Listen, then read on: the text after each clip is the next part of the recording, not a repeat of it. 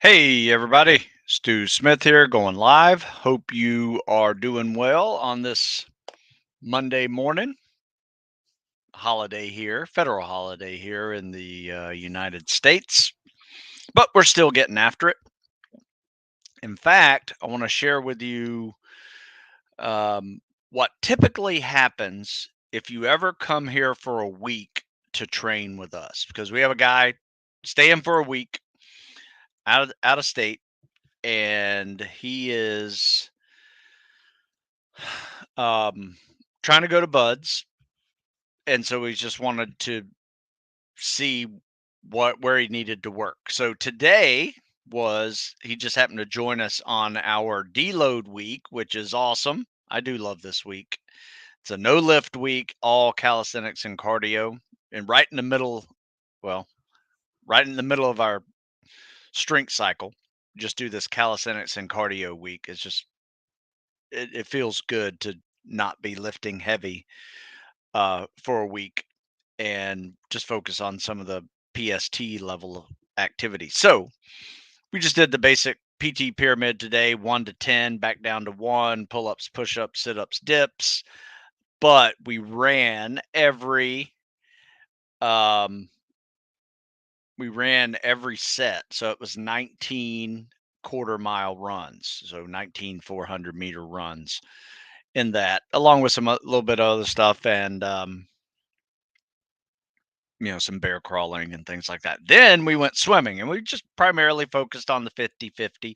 Some of the advanced guys did 150s. So that means you warm up a little bit, swim, tread 10 minutes, and then you do 10 sets of 50 freestyle hard or 100 freestyle hard, depending on your abilities. And then you try to catch your breath with a 50 CSS.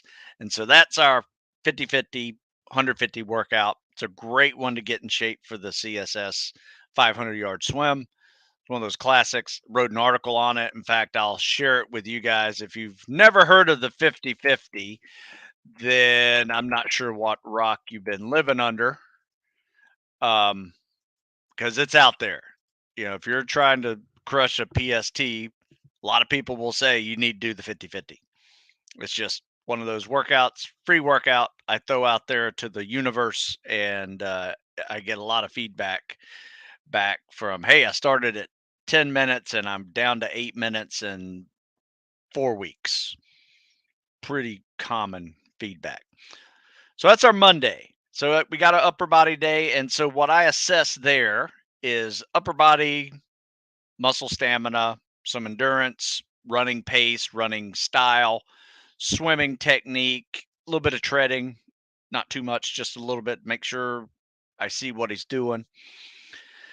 Then tomorrow, because he asked all these questions, like as soon as he got here, can we do this? Can we do this? Can we do this? I said, you got a week. Just stand by. Every day we're going to do something different. And so tomorrow is a leg day. And we're going to do your typical legs, calisthenics, cardio, a lot of running, squats and lunges, fireman carries, uphills, stuff like that. And then we'll go swimming with fins afterwards. So I will be able to assess the swimming with fins section. We'll probably swim a mile with fins, just see where that pace is, and call it a day after that. Wednesday is our mobility day. A lot of people think this is a day off. It's not. It's very hard. Mobility day challenges me like no other workout I've done. And all it is, it's simply a 5-minute cardio, bike, elliptical, rowing, followed by 5-minute stretching and foam rolling. We do that for about an hour. And then we go to the pool and we do a drown proofing drill where we do all the treading and drown proofing exercises for the next hour. And in between them, we swim 100 meters. So we're getting winded, got to catch our breath with some bobbing and some treading and some front flip, back flips, simulating our hands are tied and our feet together. It's a great workout. In fact, I will put that into the comment section. Once again, it's an article. I throw it out there to the universe. And if you're paying attention and not living under a rock, you will find these workouts that are very helpful. Don't cost a dime. So there you go. That's our Wednesday. And that we really nail down some mobility work. Usually, mobility is the leading cause of people not being able to tread. It's not their body fat percentage, it's their inability of their hips, knees, and ankles to actually produce enough downward force so they stay up. Plenty of lean people can tread water. It's just how mobile are those joints, and are they going to enable you to do a powerful scissor kick or even a powerful egg beater slash alternating breaststroke kick. Then Thursday we go back to upper body day, a little bit different, not a pyramid, but it's probably more superset style programming. Maybe we'll do kind of like a Murph, but just with upper body exercises. Can't remember what I have set up for this Saturday. I didn't bring it up, but I think it's a more supersetty. Then Friday is a beach run. We'll swim with fins again. We'll do some legs, leg PT, calisthenics, squats, lunges, stuff like that. Maybe some sprints on the sand. That's always hard. So another energy system we work there. And then on Saturday, we are actually testing this week. This is week 4 of our winter lift cycle. And I am throwing in a test this week, and we have multiple types of people here. We have firefighters, we have FBI agents training for SWAT, we have kids going Marine Corps, guys going Air Force PJ, Ranger SF, and SEAL SWIC EOD. So we got a broad group. So we're all going to do a combination of each other's tests. So my guys will be doing the FBI SWAT team test. He'll be doing some of the, um, SEAL tests. And it's really funny because even though there's that many groups, there are about a dozen exercises that are all the same that fit just about into every one of those tests. So all tests pretty much in the tactical world are tied together with about a dozen exercises. And those are usually a run, and those vary from different 1.5 mile, 2 mile, 3 mile, 4 mile, 5 mile. You got rucks, you got a swim. You have, some variety of swim skills, sometimes treading, things like that, underwaters. You also have agility tests, which can be as easy as a shuttle run, can be as difficult as an obstacle course. Then there's usually a calisthenics portion where it's pull ups, push ups, sit ups. Those are typically, or plank now, tend to float around in the plank versus sit ups now. And then there's, some form of strength exercise. Could be the deadlift, hex bar deadlift, sometimes a weighted pull up, depending on what group is getting tested. And, some type of throw often is in there as well. So if you put all that together, you got about a dozen exercises that we all use. And we're just going to do all of them. It's a pretty fun little challenge. Some will run 1.5 miles, some will run 3, depending on Navy or Marine Corps type thing. But yeah, we're just going to come up with our own little mutual assessment day, which is a lot of fun. So let's see. Let's take some comments and questions. Looks like Rain. Is that how I pronounce that? Rain? Excited for those books. As I recognize the name, and you ordered these programs. And unfortunately, the summer one didn't show up. And I apologize for that. We will get that summer one to you. You said you got 2 fall ones as I recall. Just keep that one and give it away to a friend. So, by the time you were to mail it back to me and, I pay for shipping, it's like, yeah, I've already lost money on the book. So we'll just chalk it up to advertising. You can give it away to somebody that you think deserves it or wants it. Hey, I also found one of these. Check this out. I may do my free book deal. In fact, I'll sign it. Never quit.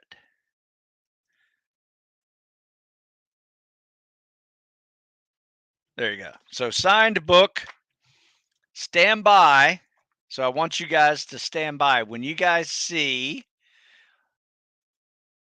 this pop up again in a minute. The first person to say um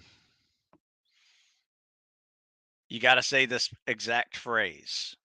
All right. Book giveaway. I'm not going to say anything. You got to say this exact phrase. Send it to me. Send it to me. So once you see this pop up, and it's going to pop up in the next hour, first person that says send it to me on my list of comments, I will mail this book to you. Okay. It's an older version, but the workout stayed the same.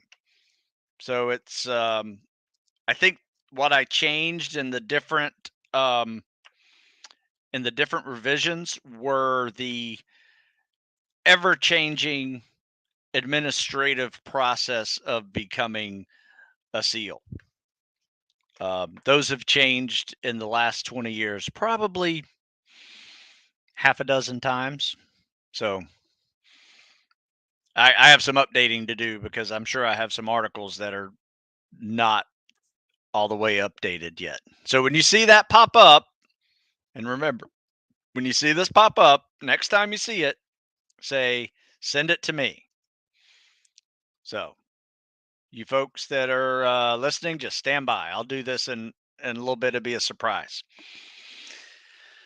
Let's see. What's your opinion on high repetition burpees, 8 counts, or any other variation, as they seem to be more and more used these days? I use them as a purpose. You can't say send it to me yet. I have to show you the banner. The banner is not up. So this does not count, Catherine, Derek. So you can practice. That's a good practice shot. But when I show that book giveaway little sign down there at the bottom, then you can say send it to me and you're first. You are not first. You are in the negative side. You are way too early. Um, I use them occasionally. I don't use them often because I'll tell you why. I have found, especially burpees, 8 count bodybuilders, not so much. Um, I've seen people get little weird injuries from them. Especially if you do them like a wrestler and you're doing them on a mat, or you're an MMA guy doing them on a mat or floor and you're barefoot. A lot of people will get a form of turf toe off of that. I personally did once. We were doing it on a pool deck. In between sets, we would break up the group. So half the group would swim 200 meters fast. That took most people around 3 minutes to get that done. And then we would, uh, the other group would be doing burpees while they swam. And we would have to do burpees until that last guy finished his 200 meters. Sometimes it sucks as you're doing it for sometimes almost 3.5 minutes, just constant burpees on a pool deck. And then it wasn't probably about a month later, and I and about four other dudes all had turf toe. Just toe hurt while you're running. You can Google what turf toe is. A lot of football players get it. It was pretty painful. Just like a tendon gets inflamed in your toe, and it hurts to walk, hurts to run. So anyway, there are there are a bunch of little nagging issues that occur. A lot of times I've seen guys like chest shoulder connections get a little worn out, uh, more like inflamed, like tendonitis, and then elbow tendonitis. So I do them, but I do them um, on occasion, and usually they tend to go with kind of a s- pseudo gut check type workout. Like this Saturday, we did a 3 mile run. We did a 1 to 10 pyramid. We stopped at 10 of pull ups and burpees. So by the time we did 1 to 10, we got 55 pull ups, 55 burpees. Then we rucked 3 miles, came back and finished 11 to 20 pyramid of pull ups and burpees. And if you total that up, that's 210 pull ups and burpees. So that was a good workout. I kind of felt that a little bit today when we were doing our pyramid. Because 200 pull-ups you feel for a few days. Though today felt pretty good. We only did 100 today, you know, which may seem like a lot to a lot of you guys. If you're listening and you're not used to these kind of volumes, um, and here's where a lot of people go wrong is they try to do them, and let's say you can only do 5 pull-ups, in one set. You try to do a workout like a Murph that's 100 pull up workout, 200 push ups, 300 squats. You've never come close to doing that in any total workout volume. And it is crushing. In fact, I had a guy the other day tell me he took his friend. He didn't realize he was getting in really good shape. So he took his friend and did one of the workouts in think it was this book, one of the more advanced workouts in calisthenics and cardio, and I think it came up to like a probably close to 100 pull-ups and a couple hundred push-ups and abs and dips, and kind of like a Murph style setup. And he said his friend one couldn't finish it, threw up, and got rhabdo. So you have to be careful when you first get into these, not to jump into something that, is a generic workout program that's going to crush you. Because I will tell you this, if you can't do 10 pull ups in a set, you have no business trying to do a Murph, which is 100 pull ups total. Um, like I said, I've just seen people really hurt themselves, especially when they do 300 squats and 100 pull-ups and they haven't done that ever. Um, Next thing you know, they're in the hospital peeing brown and their kidneys are about to shut down. You could die from rhabdomyolysis. And, it's fun to take a friend to go do a workout, but when that friend can't walk and starts really feeling poorly, um, really quickly, you got to get them to the hospital.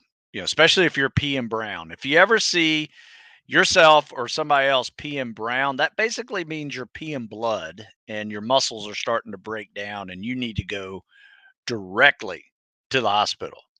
And they're probably going to put some IVs in you and fix you up, but it's usually a couple day hospital stay. It's that serious. So be careful with those high repetition exercises that seem fun and seem like a fun gut check, but if you're not used to them, they can be really painful and hurt you. So, great question though. Sorry I kind of went to on a tangent there, but I've just seen a lot of people screw themselves up doing that one way too early. So, morning, Stu. Do you ever program cutback weeks for running for your guys? Oh, yeah, absolutely. Who train in person? How crucial would you say they are overall term development? Yes, we actually do. We actually do this in the summer because right now we aren't running that much, and we actually just boosted our running this week just because during our lift cycle we try not to run as much, probably run about 15 miles a week. And really, that's just to stay warm because we do work outside in the winter, lifting and all that. Take some time to stay warm and get warm. So we use running to do that. um, But in the summer, we really pick up the running mileage. Total volume probably builds up to, anywhere between 30 and 40 miles a week. And every fourth week, we pull it back and we actually not only pull back the running, but we pull back the of total volume of in fact that's what this one is. It's kind of builds up, but every fourth week you kind of pull back a little bit. My spring and summer programs are developed like that to have every fourth week to be a reduction in miles and a reduction in reps. But we, instead of just reducing calisthenics reps, we add weight to that. And it's kind of like our strength maintenance week, calisthenics running deload. It's a process called block periodization. I call it seasonal tactical fitness block periodization. In fact, you can check out this article because it explains it pretty well. This is like a spring summer training article, and you'll see in that in the comment section of that article I just sent that um, it is basically the same thing, same type of thing where we do a pullback on the mileage. Sorry for pushing your buttons last week. I don't even remember, JT. Really appreciate your insight and your taking your advice for my enlistment schedule. No, yeah, I just telling you the truth, man. But I seriously, I don't even remember my buttons being pushed. So, psh, not a big deal. Really isn't. I might have had some passion in answering you, but definitely not pissed off or anything like that. You listen to whoever you want to listen to. I just wanted to warn you with the things I've seen in the last 20 years of people really screwing themselves depending upon their enlistment schedule and them not being fully ready. Do I still go by week 3, don't run? You know what? I kind of evolved from that. I will say I think I did that on this one in this program where it's a week 3 no run week. Um but what I typically do instead of a 0 running week now, you can still do that. I think if you're beginning to run, that third week is typically, statistically speaking, the week everybody gets injured. When I say everybody, most people get injured. And when they talk about injuries and running, I guess there's a statistic out there that says over 50% of all runners get injured every year. A lot of those are new runners. And usually that third or fourth week of running a new program, some injury gets them. In fact, every spring, that third or fourth week into spring, in fact, I mentioned this last year, that third or fourth week into spring, everybody texts me and talks about shin splints or knee tendonitis. So it is, put it this way, I've noticed it so much that um, I needed to discuss that observation. But if you're a beginner, yes, I would not run that third or fourth week. If you're consistent runner through the year, like myself or other guys who I'm training with, we just pull back. One, we pull back in the winter, and two, even in our running cycle, our heavy running cycle, we pull back every fourth week to maybe 60, 75% of what we were running the week before, just as slight deload. Yeah. But good question, Joe. That you know Stu old school for sure. All right, so it looks like we got multiple posts here from Sahal. Good morning, Stu. Recently purchased a winter program. Had a couple questions about it. Generally, what pace should we aim to run the warm up runs in 1 miles? Are they timed runs as fast as possible? No. If they're at the top and it says warm up, that's a warm up jog. Okay. So I typically like to warm up, and these workouts have this same warm up in it where, if I'm doing upper body, there's this parking lot or a field that's about 100 meters long. So I will do one push up at one end, run to the other end, do two push ups, come back, do three push ups, four push ups, five push ups, and just go back and forth like that till we get 10. A lot of times there's a pull up bar there too. So we'll add pull ups to that. So it's one pull up, one push up, run to the other side, or run halfway and back, 2, 2, halfway and back, 3, 3, and you get the drill. You run about 100 yards in between, but it is a warm up jog, right? There's no warm ups prior to that. So this is your warm up. Hopefully you can build yourself up to a level where 55 pull ups and 55 push ups. And if it's a leg day, 55 squats, no air squats, and 10 100s, then a 1 mile run is an actual warm up. Now, I will tell you this. I, at 54, next week, by the way, no, this week, Saturday, um, 54 years old, I run that mile very slow because my body is yelling at me the entire time saying, "Hey, what are you doing? This hurts." Um, and so I don't run it very fast. I will say after that 1 mile, I am now officially warmed up. However, my younger guys, they can warm up with that 1 to 10. Some guys say, "Hey, I'm feeling pretty warmed up right now at 1 to 5," and they go run their mile in like 6 minutes and then come back and just crush the workout. Um, so it really kind of depends on the warm up, your ability to warm up. So I run that mile in like 8 minutes. Some guys run it in six. So it's up to you. Should guys be aiming for Army SF sub out all the swims for rucking? Not all of them. I don't like to ruck every day. I will swim every day though. This is a great question.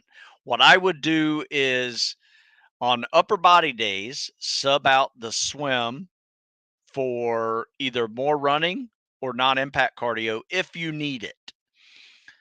On lower body days, sub out the swim with fins with a ruck. That is what I would do.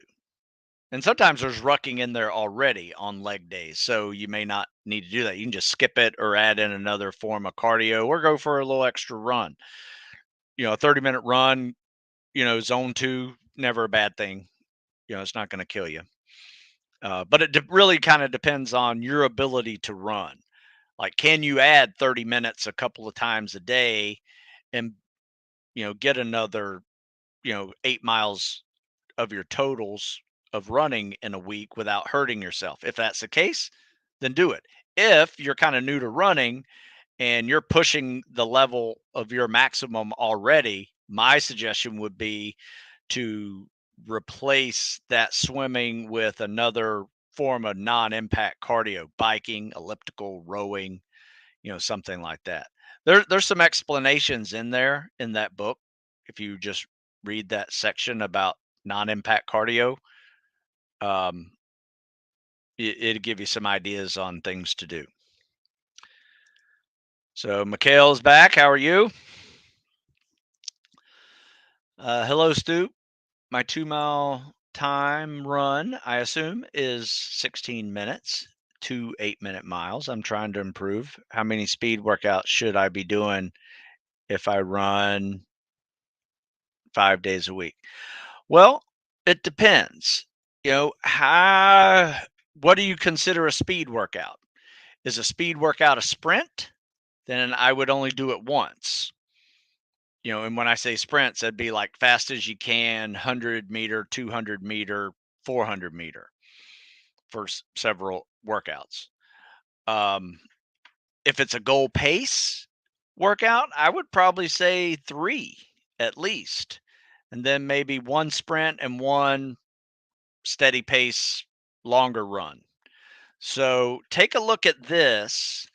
This is a running plan I created. This is 20 miles a week. You may not be able to do all 20 miles in this plan in a week, but you'll see how I broke it down. That Monday is a particular type of run, Tuesday's a particular type of run, a little faster, but also hills added. You know, there's a day when you're running soft sand or rucking. You know, so there's ways to put in some miles without just um, running long, slow distance. I would not recommend that. If you're doing 5 mile runs, at, takes you 50 minutes to do 5 miles, you're just going to get good at running slowly.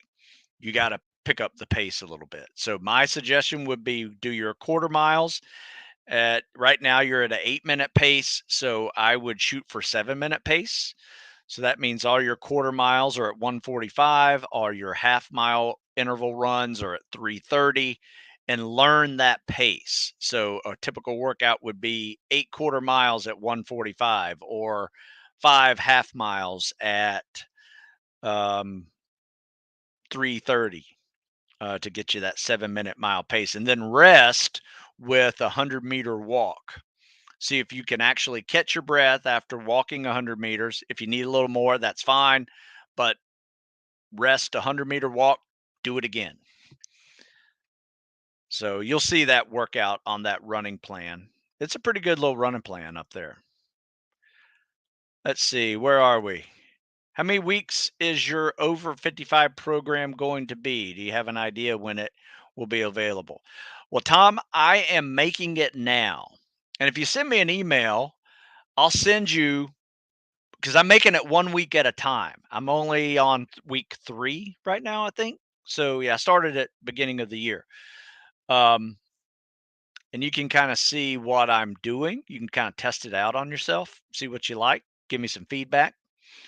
But it's probably going to be 16 weeks, probably go 4 months with it and see how people do with that.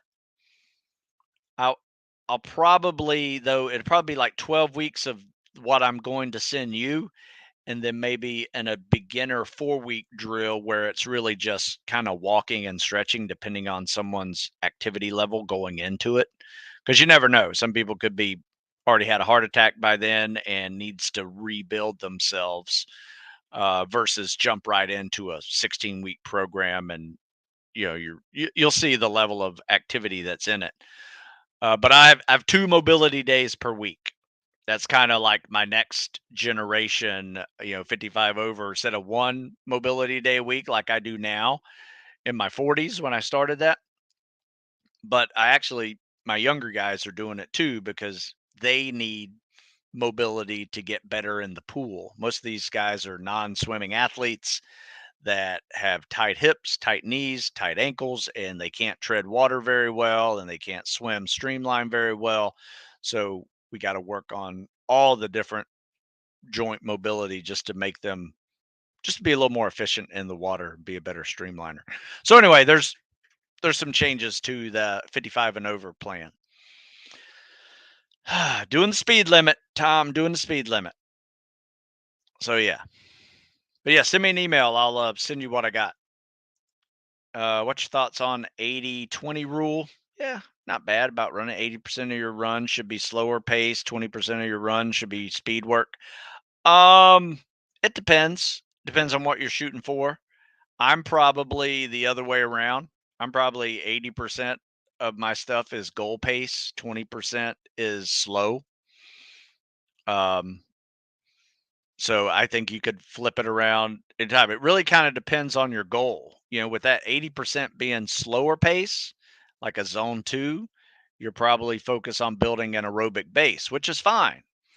Sometime if you can handle that kind of mileage each week, then yeah, make it make it that way for an aerobic base. But I always talk about, if you can't handle that mileage, last thing you want to be doing is just adding on long, slow miles to a body that might be new to running, where you can replace all that extra mileage with biking, elliptical, rowing, and swimming, and take away some of that impact forces and still get the aerobic base training that you need.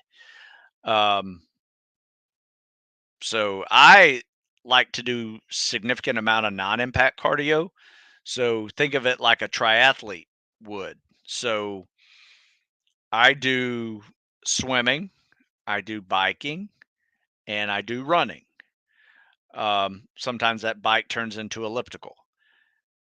And I rarely go slow and easy on my swim and bike. I usually make those kind of short and fast, but my runs are either goal pace or slower. So, um, anyway, that's what I do. So check out what I just posted, that running plan to help you get to and through, and you'll see right there how I would do a 20-mile a week running, and you can do the math yourself and see how many days are slow, how many days are goal pace, how many days are fast and hills and sand and just different challenges. So there's a way to do it. I have a way to do it. You, 80/20 is another way to do it. 20/80 is another way to do it. So it's funny. I got in a love hate relationship to you, Stu. Yep, that's understandable. Following the programs completely. Whenever I see lunges for distance, you give me nightmares. Day prior, every time it gets easier. You know what? It will get easier a lot. In fact, you will find that the um 100-meter lunges is a lot at first. 200-meter lunges is like, oh my God, is he trying to kill me? And then I throw in a 400-meter lunge set, and that blows people away. But we try to progress up to that level. But the goal isn't whether or not you can do 400 meters of lunges. Believe it or not, most people can. They're just going to be in a lot of pain afterwards. The goal is, can you do 400-meter lunges and 2 days later it not affect your 4-mile timed run? That is my assessment that I do with people. I don't care if you can do 400-meter lunges. We all can. It's 2 days later, can you still run a 7-minute mile, 4-mile timed run without the muscular pain that's involved in that? Do you recover in a day or two from those 400-meter lunges? That's the assessment of the 400-meter lunges. So when you're doing those lunges in the program, great. The completion of that is not the goal. The goal is assessment 2 days later. Are you still feeling your legs? If you are, no big deal. That happens. Um, just give it some time, and probably about 3 or 4 weeks, your legs won't bother you a bit after doing lunges every twice a week, sometimes 3 times a week. Good question though. So let's see what's next. Where was I? Jared got it. Okay, good job, good job. You heard it correctly. So it looks like on my end of receiving at 9:48, Jared McCarley, you get the book. So send me an email, stu@stewsmith.com, and you can see the email right here, stu@stewsmith.com, with your address, and I will mail you that signed copy of that book. Well, that was fun. Maybe we'll do it again. What book would you want me to give away if we do another one? So if we do another one of those, I have like Cows and Cardio. I got 40 and over, beginner. I got the FBI fitness test. Believe it or not, this is my best selling program. There are a lot of people who want to be FBI agents every year. Also have fall. I also have winter. I have spring back here. What else I got back there? I got another fall. So spring training, Mikkel asks for. Tom asks for cows and cardio. Well, it will depend. Let me see if I have two of one. I don't like to give all of them. Oh, look at that. I got two cows and cardios. So what I'll do is I'll do this. I'll do two more book giveaways. I have a fall. I have two falls. And I have two cows and cardios. So stand by when you see the next book giveaway banner. When you see that again, okay, say send it to me. Oh, I like Alex says send it to me, sir. It's not following directions, but I appreciate the sir on the end. You don't have to do that, but appreciate it. I doubt I would have if you were first. I doubt I would have hit you on not saying it fully correctly, but just listen. Send it to me is all you got to say. All right. So I was just wondering if you have any specific workouts for working your tempo, your sit ups. Usually I have way more reps after 2 minutes, so I run out of time. Yes, I work on a pace of sit ups. In fact, pretty much just about any of my workouts will focus on a particular pace for sit ups. And it usually ranges between 20 and 25 sit ups every 30 seconds. Now, if you do the math in a 2 minute test, that'll put you in a range of 80 to 100. And I would say that is a great above average score for the uh, sit up test, especially a 2 minute sit up test. The FBI, they have a 1 minute sit up test. So getting, 50 plus on that one is a little bit easier. You don't have to pace yourself as much. But with a 2 minute test, you really do have to pace yourself. So I try to find anytime I'm doing like 25 sit-ups, I will try to do that in 30 seconds. Or a lot of times I'll put time limits in those workouts. So I'll say sit-ups 1 minute. So whatever your goal is for your 2 minute sit-up test, take half of that. And it's all pace. You don't start off too fast and finish slow. You don't start off too slow and finish slow or try to go fast. Just find a steady pace and maintain it. I think probably what's happening is you're just starting off a way too slow if you have juice after 2 minutes, which is good. You've kind of built some endurance up for it. Now you just have to work on your speed. Not very uncommon to running. A lot of people build their aerobic base with slower running pace, then they have to work on building some speed. So it's very similar. In fact, I usually classify swimming, running, and sit ups all in the same group of exercises. Pacing, right? You got to pace that yard per second pace on that 500-yard swim in order to get an 820, 500 yards, 500 seconds. That's kind of my gold standard. Be faster than that if you want, but that's kind of my minimum. And then you have a 6 minute mile, which is a 90-second quarter mile. It's a 3 minute half mile. Master that pace, that'll get you a 9 minute mile and a half every time. Sit ups the same way. So great question.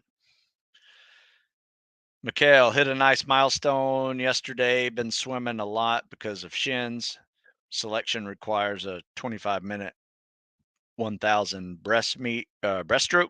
Yesterday I hit 20 minutes and 1K. Oh, nice. Been doing your 50-50 with freestyle breaststroke. Good call. I like that. Yeah, the 75-75 with freestyle breaststroke. That's really good, man. I've changed it up a little bit for the Air Force guys because they also need to do some underwaters.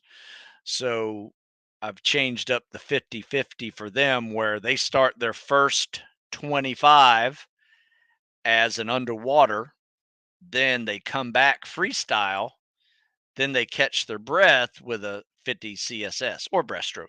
It's up to them. Um, and that has been very helpful for the Air Force guys as well.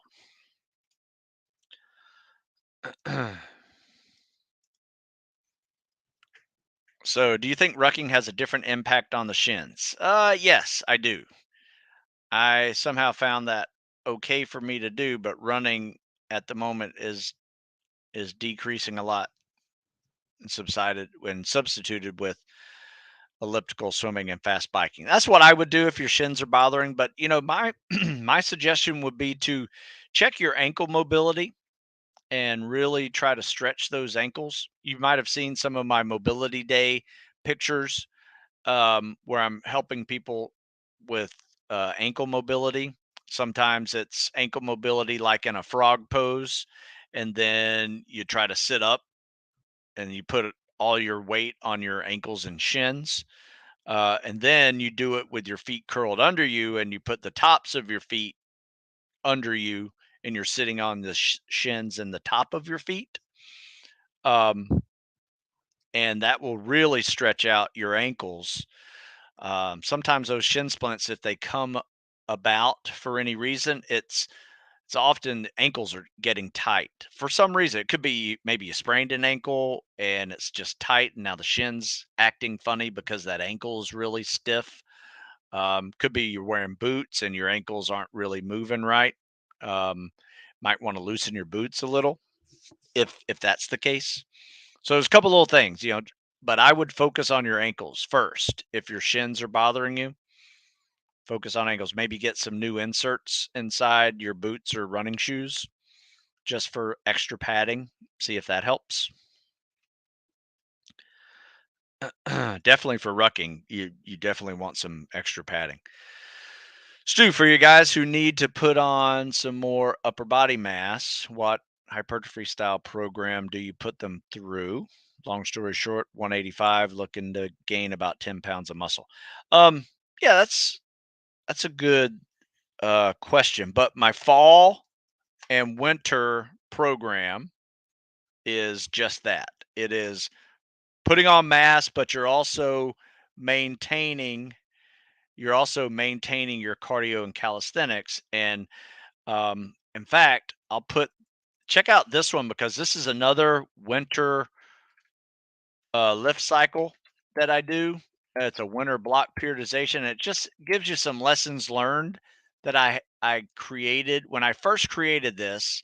I wanted to test it out, and me and a couple of other physiologists put it to the test, and it worked really well. Not only were the guys putting on mass, and 10 pounds was about the average, but they also got better at their PST scores, which I rarely have had that occur during a winter lift cycle because it's just not a focus. We were just focusing on putting on mass and getting stronger while we kind of maintained our PST scores. But this one was a little bit different. We put on mass, we got stronger, and we improved PST scores simply because we did that every fourth week block periodization.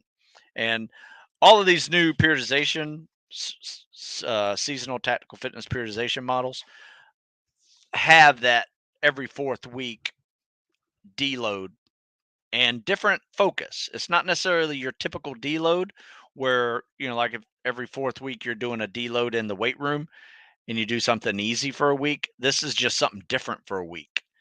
Not necessarily easier, but it's a focus on the things you can't neglect. Like you might be in a lifting phase to get bigger, but you still got that PST in the back of your head that you can't suck at either. So that's where I would go. I would go with the block periodization model, especially if you're trying to crush a PST also. Nate asks, would you recommend building up to 50 miles a week to prepare my legs for buds? We've had this discussion. Um, I don't think that's necessary. Some people do. I think 40 is fine. And, it's up to you. I've had people do 50 in a week, but I also have had people, not my guys, but guys I've heard of that did 50 miles a week for months, many, many months before they went to buds, but they didn't do it fast enough. So they were running like 8, 9 minute mile pace, 50 miles a week, and they couldn't pass the 4 mile timed run when they put on boots and on the hard packed sand at buds. They couldn't get a 32-minute 4 mile. So you don't want to get too good at running slow. And a lot of times, those 50 miles, there'll be a significant portion of that being a lot slower. So you also want to be running faster. So I've had guys go down as little as 25 miles a week, but every one of those miles were either 6 or 7 minute mile pace. And they crushed, never had a problem with a run at buds. So just depends on your athletic history. Some people build up to 50 and they break. So you got to be careful on that one. Um, so we'll do the calisthenics and cardio for this one, or whichever one you want. Whoever wins it, you get a choice. Let's see. Who's my first one? Somebody had that thing ready to go. Let's see. 10, it's 10:01 now. So 10:01, 10:01. Catherine. Looks like Catherine got it. Catherine Rivera. Yep. You get it, Catherine. Good work. We'll do one more of these. So send me an email, Catherine, stu@stewsmith.com, and I will get, which one do you want? Do you want calisthenics and cardio, or do you want tactical fitness periodization? You let me know. And by the way, you know, hit that like button over there. This podcast runs on likes. It's free, but you got to like it. So hit your like button. Um, let's see. Do you see running times get faster even when substituted for non? Absolutely. Absolutely. You said that running doesn't equal good swimming shape, but could be the other way around. Well, there's a difference between swimming shape and running speed. Um, I have found that on a bike, if you're doing a lot of hard Tabata intervals, or for me, what really helped me when I was nursing a knee injury was I did pretty much nothing but Tabata intervals on upper body days and bike pyramids on lower body days. And a bike pyramid works like this. You just start off on a bike that has, like a life cycle or pre-core type bike that has resistance. And a lot of times they'll have resistance up to 20, maybe even 25, which is really hard to pedal. And every minute on the minute, you increase that level of resistance by 1 or 2, depending on how long you want to be on. So if you want to do it for 20 minutes, go for level 2 up to 20, then back down to 2, make a pyramid out of it. If you wanted to go for 40 minutes, every minute on the minute, hit the level by 1, go up by 1 level. And you'll see the first 5 or 10 sets aren't that hard. The middle 10 sets are really hard. And then on the backside, the 10 minutes, the backside 10 minutes are pretty easy. So kind of starts you off with a warm up, peaks you out to where you're standing up, having to pedal. And the goal is to keep it between 70 and 80 RPMs on that bike. And I became faster after doing that. And I didn't run for like 4 weeks. And whenever I got back into 4-mile timed runs, I went from like, 28-minute 4-mile timed runs down to like 26:30s. And I didn't run at all prior to that. So you can definitely get faster.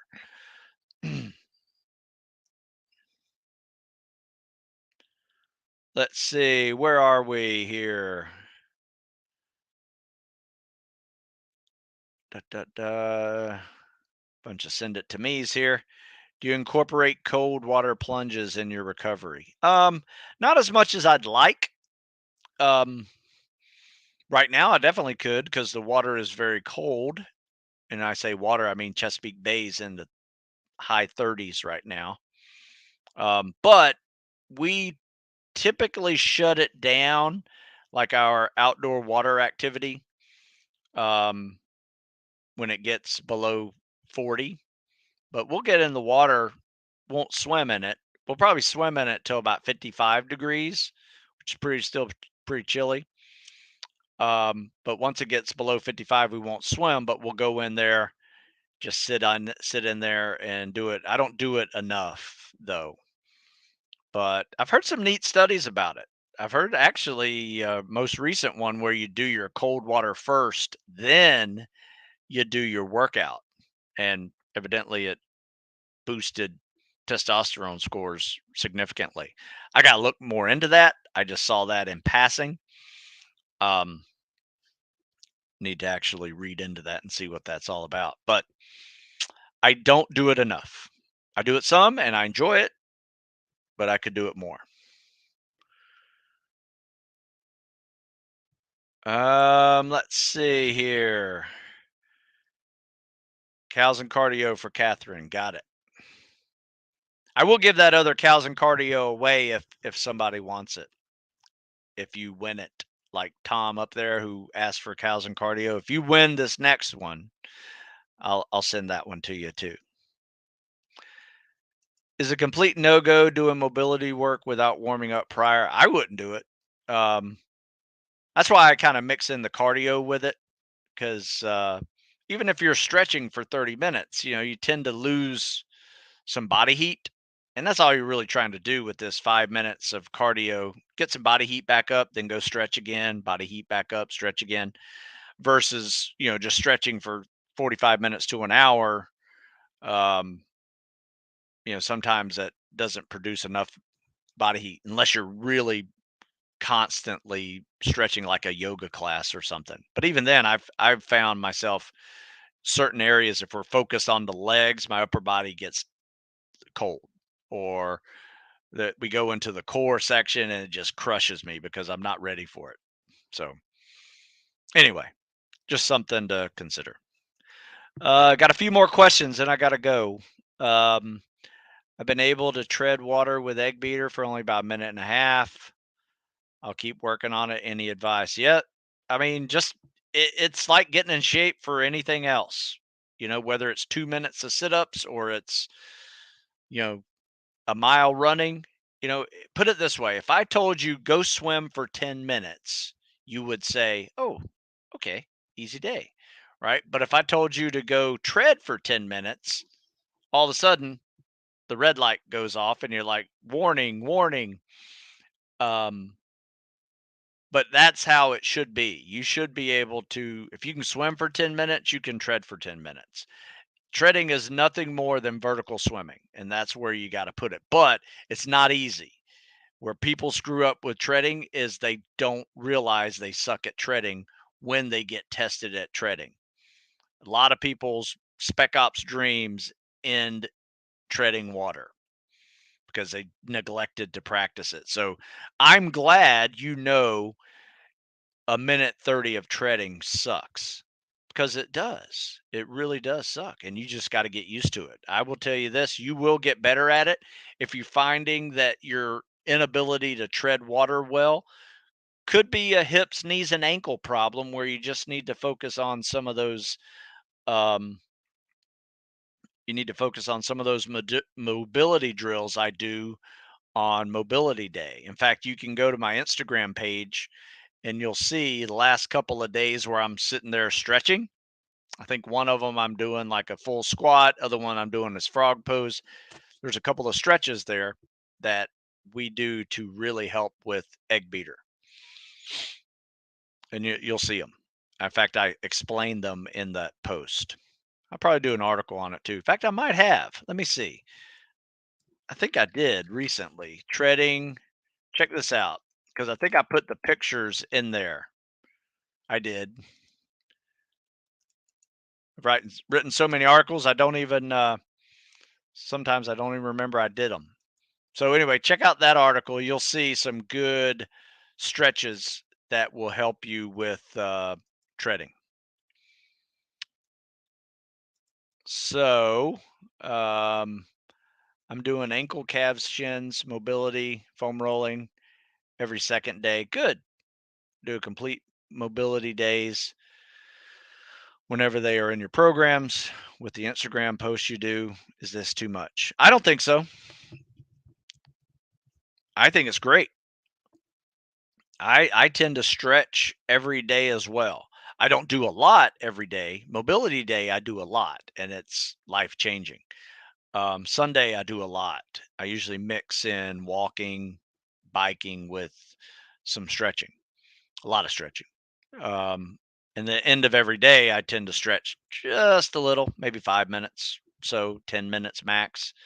Um, but it's just enough to, at the end of the day, go to sleep and not wake up in pain the next day. It's very helpful for that.